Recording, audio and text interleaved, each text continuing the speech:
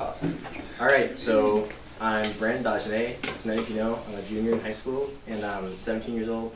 This is my transition speech on what I'm going to do and why I want to do it. Okay, so when I was really, really young, right when I was around when I was first born, my parents got divorced, and my brother was diagnosed with autism. And then right after that, my mom took me and my brother on this really huge road trip from basically the right side of the U.S. all the way to the left side of the U.S. And we saw a lot of cool stuff. We saw the New England Aquarium in Boston, the Grand Canyon, and more specifically, when I went to San Diego, we saw the Wild Animal Park and the zoo. And they had this dinosaur exhibit where they had these really, really, really big, like, mechanical dinosaurs that moved their arms. And I was like 3, so that was the coolest thing I've really ever seen at that point.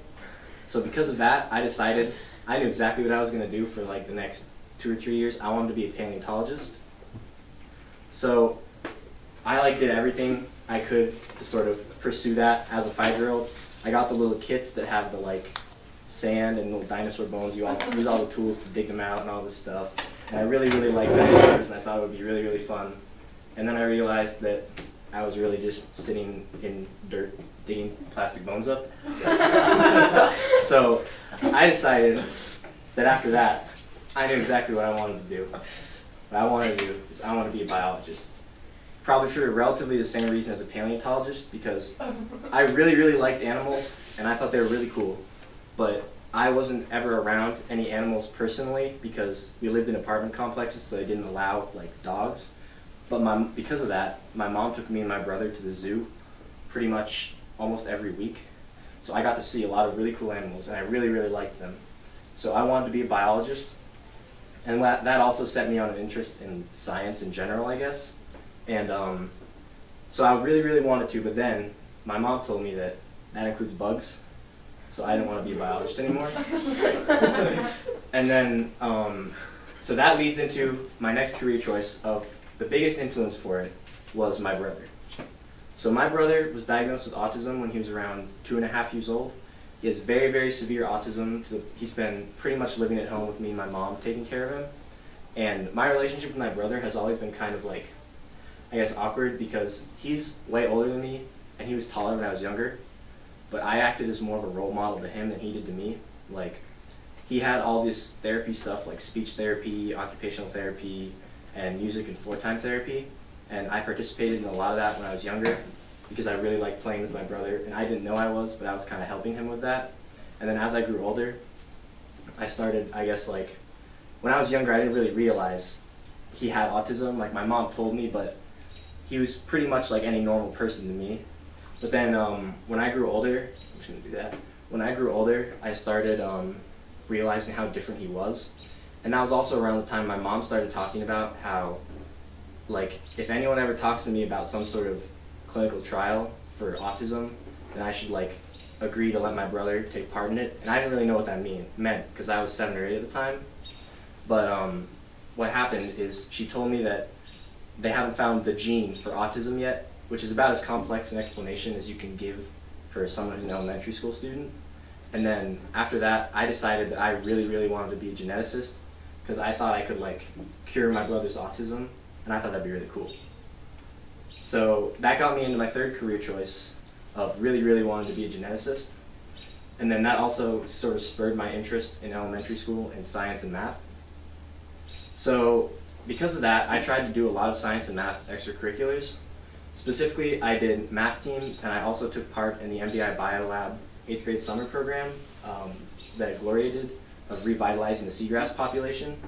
But the thing that had the biggest effect on me, and was probably one of the best experiences of my K-8 experience, was FLL Robotics. So what happened with that is I did 3 years of FLL Robotics, and we made it to nationals and internationals all 3 times, which was really cool because I got to see a lot of people from different countries, and we had conversations with people who barely spoke any English, and we didn't speak their language, and we talked to them for 10 to 20 minutes, which was really, really interesting. But I think the most I got out of it was our coach, Dave Gallup, had these things he did called cool lessons, where what it was is he'd give us some quote from someone like Nelson Mandela or someone like that, and he'd have us analyze it, and then we'd try to get moral values and life attitude about it from it. So that was one of the biggest influential things on me when I was younger, because I took a lot of those to heart, and I still take a lot of them to heart today. And then the second thing was general problem-solving skills. So besides just the critical thinking of building robots and programming, he had us do team building exercises where we have some complex problem that we all have to work together to solve. And that, plus just the robotics experience, I think just made me a really smart person. Well, not really smart, but way smarter than I was. Really smart compared to how smart I was before. In general, and it just helped me with scientific thinking and quantitative thinking as a whole. So then, after that, I continued to do extracurriculars that were related to math and science in high school.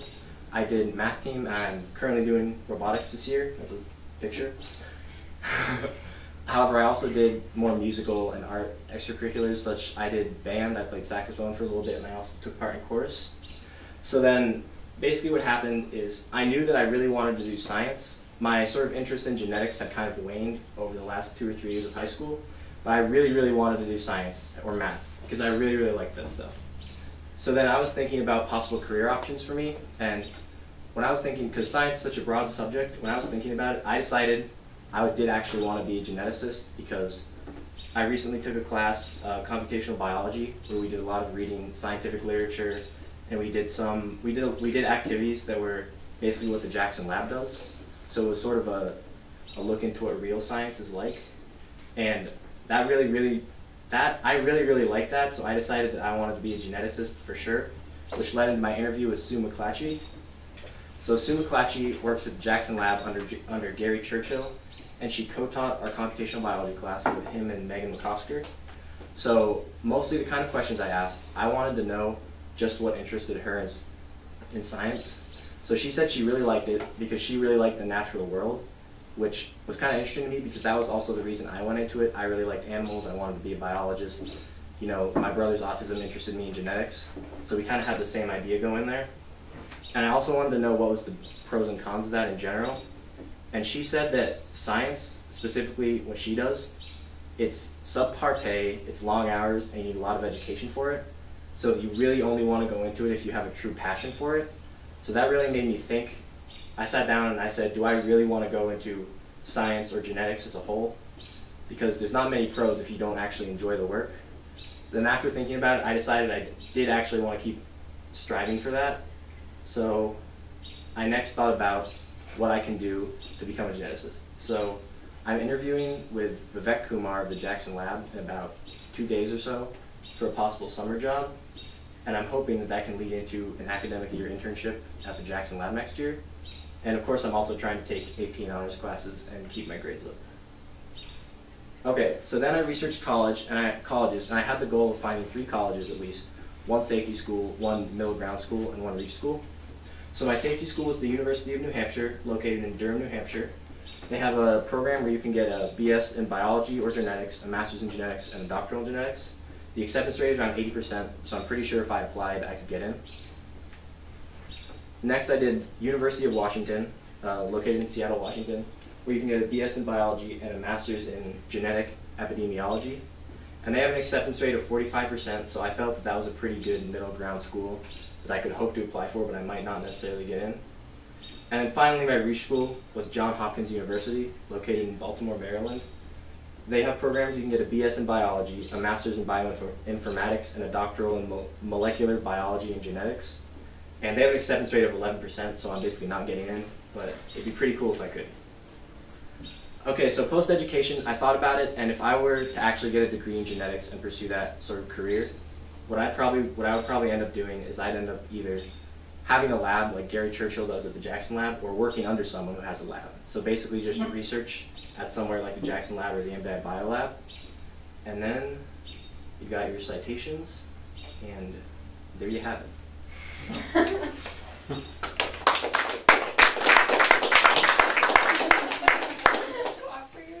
I'm really nervous.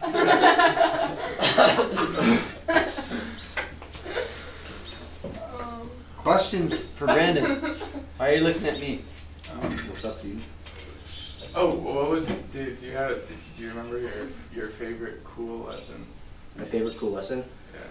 There's one, okay, there's 2 that are my 2 favorites, all right? There was one from Theodore Roosevelt that was like 2 paragraphs long called The Man in the Arena. Oh, yeah. I'm not going to get into. And there's another one, I don't remember who it's from, but it's life is 10% what happens to you, 90% how you react to it. Pretty good. Wait, I know the first part of the Man in the Arena. Yeah, it's like it's not not the critic who counts, all that stuff. Yeah. All right, Jacob. What was your favorite dinosaur? My favorite dinosaur? I put it right there. It's the T-Rex. How are you gonna have a dinosaur that isn't a T-Rex? Gloria. Do you have a specific goal in where you would want to work, such as like Jackson Lab, or do you just know that this is what you want to do and you want to? I want to work somewhere like the Jackson Lab. I have no idea where. I'm sure if you're like particularly influenced by the Jackson Lab and wanted to go. I mean, that'd be kind of cool, but I don't actually know. Robbie. Are you going to pursue a PhD? Am I gonna what? Pursue a PhD. What's a PhD? A- Oh! Yes, I am, Robert. Oh, I misunderstood what you said. I thought you were saying a PhD, not a PhD. Yes, I am. I was like, I know what AP means. That's advanced placement. I don't know what HD is. HD quality. I don't know. Advanced placement high definition. Oh, if like in like, say like when you're like 60 and you've been researching for a long time, and you get the Nobel Prize, what would ideally you be getting the prize for? Like, what's your like high in the sky like research High in the sky? Like finding the gene for autism, or like something else? Do you think? Probably finding the gene for autism or curing cancer. That's pretty good. Yeah, high goals. If you win the Nobel Prize, will you wear your Keith pin during your acceptance speech? That's a yes. Although he would have made it just fine without me. I couldn't have done this without Keith Eaton. Whatever I do in life. All right, are there any more questions for Keith Eaton? Question: why, of all the schools in the United States, there are thousands of them? Why those 3 schools? Okay, so first, except for University of Washington, the other 2 I really liked because of the fact that they were close to home-ish. I mean, they weren't in Maine, but I liked the idea of New England. Yep. And then for University of Washington. Although Maryland isn't quite New England. It's right? close enough, I thought. Okay, so I'm really skirting on the edge there, but... Of all the schools in the East, why those 2? Okay, so for originally, so I'll just go by it. Yeah. Okay, so for John Hopkins, first things first, I heard a lot. I know that I remember my computational biology teacher, Megan McCosker, I've heard her talk about John Hopkins before. And then when I was doing research into genetics, I wanted to do Dartmouth, but then when I looked into it a bit more, I found out that John Hopkins had one of the best medicine genetics programs in the country, according to multiple sources. So I thought that would be good. For the University of New Hampshire, for that one, it's a little bit less. I was generally looking at genetics programs, and there weren't a ton that were safety, because in the lists of really good programs, all the schools are 10-11% acceptance rate. And as you went down the list, the University of New Hampshire was on there, and it wasn't, I guess, it was not as low an acceptance rate as all the other colleges there. And I wanted a safety school, so I just chose University of New Hampshire.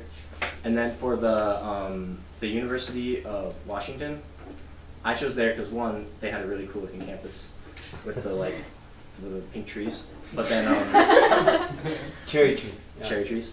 And then 2, although I wanted 2 colleges that were close, and then I wanted to find one that was far away because I like the idea of staying home, but I also like the idea of seeing new things. So I thought I wanted to just get a balance, and that seemed like a good college. So.